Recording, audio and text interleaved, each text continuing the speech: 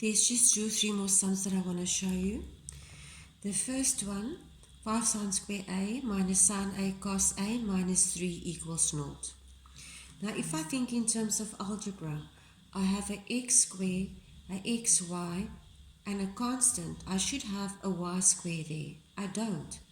This isn't a double or compound angles. There is no double compound angles here. So the only thing that I can resort to is to go back to my grade 11 identities. So I can say this is the same as 3 times 1. And 1 is what? 1 is sine square A plus cos square A is 1.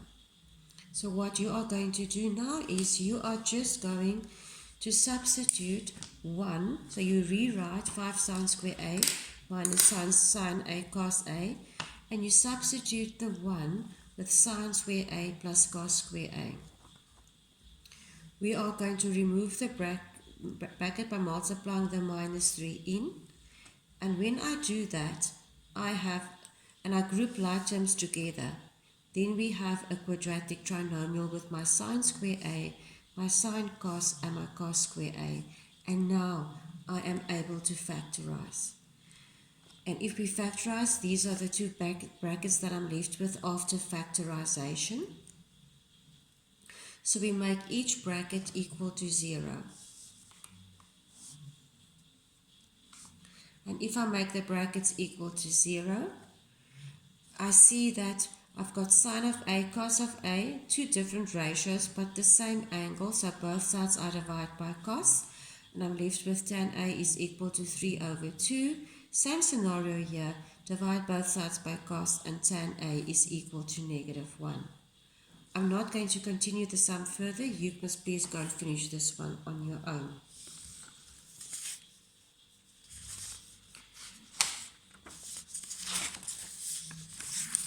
The next example that I want to look at, it is number 3, unfortunately. So let's just have a look at that. So I'm just going to show you number 2 and number 3 is very similar. So I'm just going to show you number 3. In this case, if I look at this sum, again, no double or compound angles, but I have different ratios. I've got cos there, I've got sine there, and tan there. So the only thing that's going to help me here is my grade 11 identities. So we are going to rewrite it and we are going to change our tan A to sine A over cos A. Now in this case we have an equation that involves fractions. And if I have that, I'm going to multiply right through with the LCD. And my LCD is going to be cos A. So if I multiply right through with cos A, this is what I end off with. But now I have 4 terms. And if I have 4 terms, then I can group them. If we think in terms of algebra, I can group them 2 together. I can take 5 cos A out as a common factor with the first 2 terms, and I'm left with cos A minus sine A. And here I can take minus 2 out as a common factor, and I'm left with the same bracket. So now we have a common bracket, and we have 2 brackets equal to 0.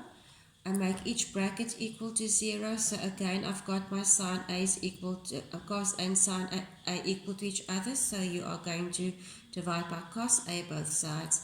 And here you have cos A is equal to 2 over 5. You are going to continue from here. Write the questions in your exercise book